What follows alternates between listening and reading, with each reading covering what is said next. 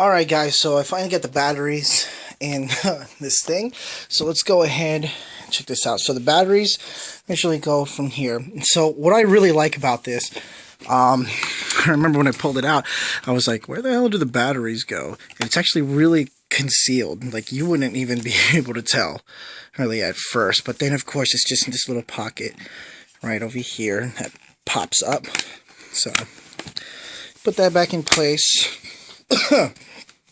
And let's go ahead and turn this thing on. So here's the on switch. There's two switches. You have a switch here and a switch here for different modes. You have the trigger, and then you have this other trigger, changing other modes. There's so many different modes on this thing.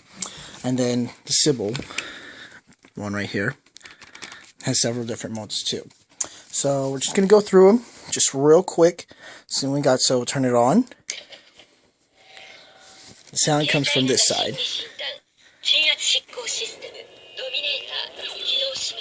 So there's the initial startup mode. So you try to shoot it.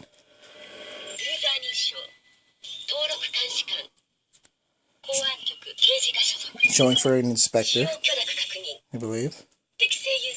So it's in lock mode right now. So we would hit this trigger to... I believe it's for measuring a psychopath, or their hue. So, over 100. So, over 110, safety unlocked. So, basically, should be able to shoot. Here, we get a closer look. Yeah. Let's see in the light right here.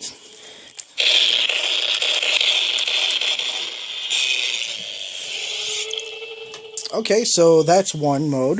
Let's try another one. So you've changed modes. We can hit the little symbol button right here. So you hit it, and then the trigger.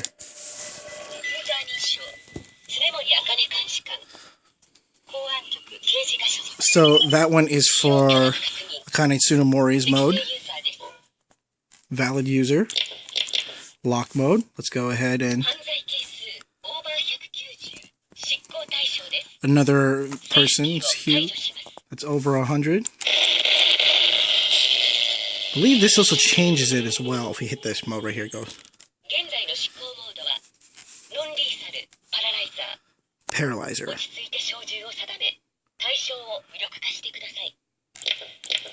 Locked.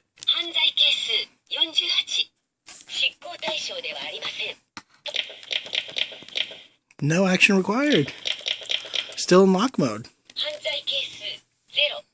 0. Okay, so let's change another mode.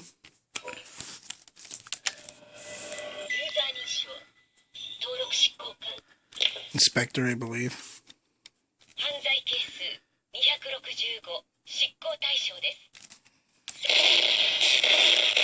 Okay. So these are all just kind of the small different modes for being able to use it. You know, if this portion over here, if you can understand Japanese or at least catch on to a few things for, you know, if their hue is either over 100 or below, you'll be able to catch on to that. Now, we do this mode, the fourth mode, I believe.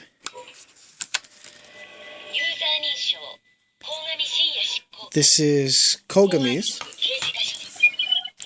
So, same thing.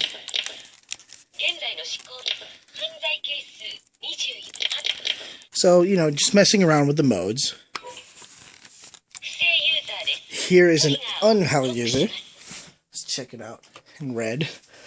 Red's actually kind of cool, but of course that means you can't use it. Now it's in lock mode. So, whatever you do, can't do it. Nothing. Dark side. Well, wrong show. But, so there is one last other cool thing. If you don't want to have to go to deal with all these other options and whatnot, so we can do this. Have it back here. Now here's the cool thing. It does take a while, I believe. I tried it earlier, but let's see if it works. So we'll just hold it down. This could be awkward. I can hold it. I wonder if I'm even doing it right. There you go.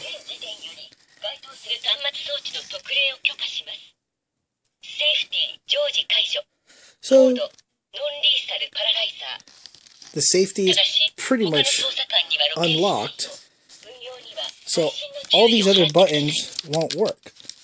Because all you can do now is just go on a little shooting spree. Shoot the Pikachu.